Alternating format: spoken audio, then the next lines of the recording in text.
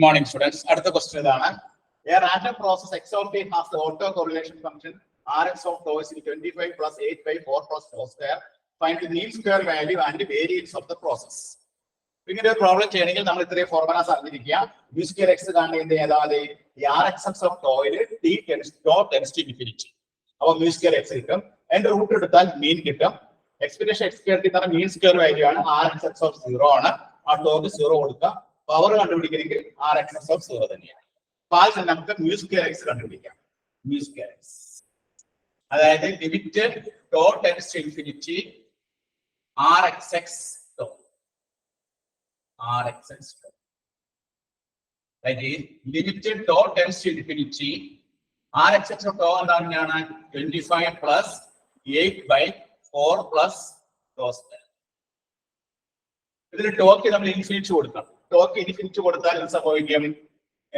ഈ ഒരു പാർട്ട് ഈ ഡിനോമിനേറ്റർ 0 ആയി. ഡിനോമിനേറ്റർ വലിയൊരു വാല്യൂ. അപ്പൊ ഈ വാല്യൂ നമുക്ക് 0 ആയിട്ട് കിട്ടും.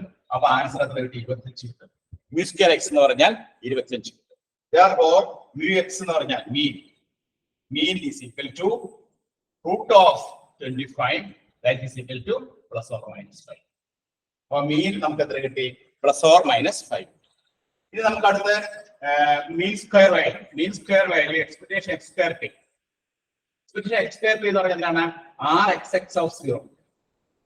ഈ ടോക്ക് നമുക്ക് ടോഡ് സൺസൂർ കൊടുക്കുമ്പോൾ 25 plus 8 by 4 that is equal to 27. അപ്പോൾ expectation x square t 27 കിട്ടി. ഇനി നമുക്ക് വേരിയൻസ് കണ്ടുപിടിക്കണം. വേരിയൻസ് കാണാനായിട്ട് variance is equal to expectation x square t minus expectation x of t was. ഇവിടെ നമുക്ക് expectation x square t എത്രയാണ്? 27 ആണ്. expectation x of t എത്രയാണ്?